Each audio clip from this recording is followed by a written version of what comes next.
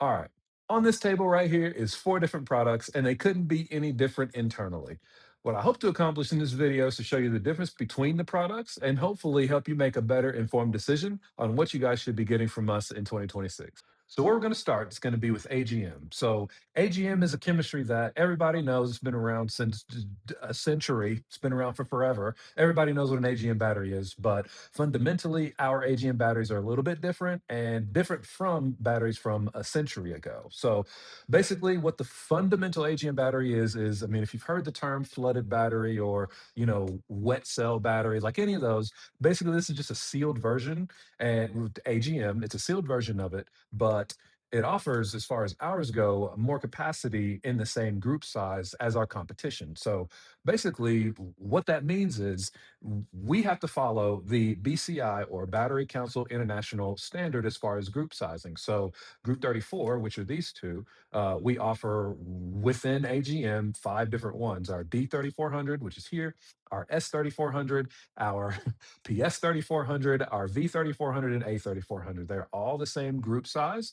And again, of what you just saw on screen, we offer AGM in those different colors or series. So, S series is geared more toward racing. It comes with these top post terminals that you see here. Our D series is what you'll see in most daily drivers. And our PS series is geared more toward power sports and offer like our PSX30, PSX20, PSX14, which are more power sports sizes, hence PS power sports. Pretty simple. AGM by far is the most versatile battery chemistry that we have, only because we know it and it's been around for forever. We've had plenty of time, 20 years actually, to perfect AGM, to our standard. Talking about versatility, we're going to talk about Titan8. So Titan8 technically is the direct step up from AGM, and we was designed to mimic AGM essentially in every way. So what we mean by that is within our Titan 8 series, we offer our module, and then we also case sizes like in a group 34, group 48, group 65, group 47. I mean, there's a ton of different sizes, but aside of the versatility aspect, we designed it to be plug and play. So what I mean by that is, let's say you have a 2018 Mustang, right? You have a standard H5 Group 47 battery in it right now.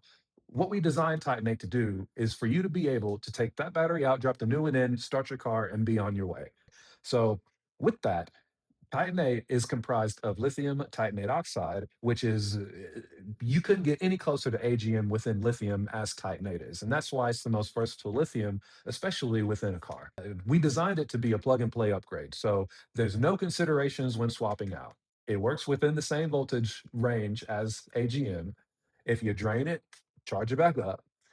You don't need a special lithium charger. You can use one if you'd like, but you can use any standard AGM charger to charge this back up from dead. And efficiency is everything with this battery. So when we talk about efficiency, what we mean is the current going in versus the current going out is massive in comparison to AGM. So, with Titan 8, you can get upwards of 1500 cranking amps. And when we talk about versatility, you can also get about 5,000 watts of audio support out of one of these batteries. So not only can you crank your big block with the 1500 cranking amps, but you can also support a hefty sound system. So essentially, you can have your cake and eat it too. Next thing with Titan 8 is the lifespan. So we rate our batteries in cycles or via cycle count. So with AGM, you're looking at anywhere between 500 to 1500 cycles. So you could think of a cycle as every time you start your car. With Titan 8, we're getting about 15,000 to 18,000 cycles. So the comparison is massive. I mean, it goes back to just being a newer technology and just being more efficient of a product. On top of that, we also offer a 4-year warranty on our 12-volt model just because, again, going back to the cycle count as far as lifespan, 4-year warranty is plenty, especially in comparison to our competition. I mean, I could go on all day long about the benefits of Titan 8 just because they're there. I would much prefer to get rid of 40 pounds in my race car or, my audio build uh, over AGM or any of the other battery chemistries out there and drop in Titan 8 and, everything just be a whole lot happier. So here at Excess Power, we are known for audio. We're known across the board in audio. So In 2024, we debuted a line of audio competition batteries specifically called our XMAX series. So this one right here is our XMAX 67, but within this series, we have our XMAX 45, XMAX 90 DIY, our XMAX 135. We pretty much designed XMAX to be the audio competitor's battery of choice. When it comes to factory charge levels, so charging up to 14.7, 14.8 volts, you can't go wrong with XMAX. So using this one as an example, this battery can support 15,000 watt burst capability. So like in this in the SPL lanes, right? 15,000 watts out of this battery right here. It's crazy. You do have to have a special charger with xmax. It is lithium iron phosphate, which is it is more energy dense than Titan8 is. However, you get way more output out of xmax, but there are limitations as far as the versatility to compare the two. So again, AGM charger doesn't really care. If you drain it, you can charge it back up with any AGM charger. Going the xmax route, you do have to use a special lithium charger, and you do have to be mindful if you do drain it out just to make sure the battery itself doesn't get hot and there's no instability internally from any type of potential user error. So now that we've covered the batteries, while this looks like a battery, our super banks are actually capacitor banks. And there's a huge difference in our capacitor banks versus battery banks because this essentially isn't a battery. Now, if you want to get technical, super banks are technically the most versatile product that we have just because they can work with any of the battery chemistries that we offer in aid and support. As an example, let's say you've got a 2005 Chevy Silverado 2500 and you've got two Group 34 battery or Group 78 batteries under the hood of your truck.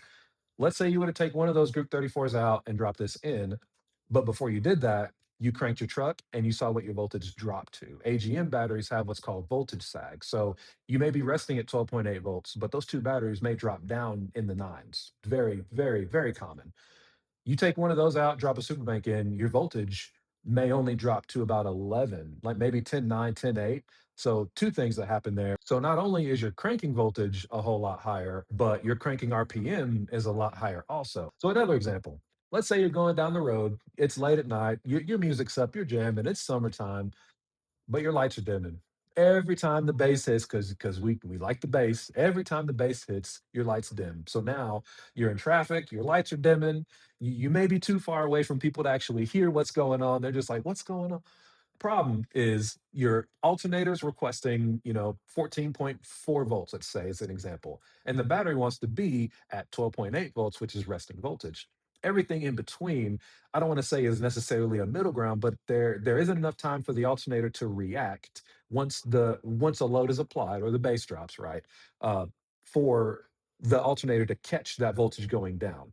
This is where a capacitor shines because it's going to be that buffer in between the battery and the alternator as far as the voltage is concerned. So, the first example I gave with the voltage trying to drop on the diesel truck as far as it's starting, and then the audio situation where the lights were dimming, those are two very good examples of where super banks would shine. So in addition to these, we also offer 14-volt batteries and 16-volt batteries. And if you want to get into a deep dive on where 14-volt batteries and 16-volt batteries make sense, drop me a comment below, let me know. Or, if you have a 14-volt battery that you just got, or if you had questions about going up to 14 or 16 volt, give us a call. Either way, we'd love to help you. We'd love to assist. With that being said, we're celebrating 20 years in 2026. Be looking forward to some stuff coming out soon on that just because we're thinking about some stuff, but stay tuned. We're going to do more of this. Let us know what more you want to see. If you have any questions or comments, let me know in the comments below, and we'll see you in the next one.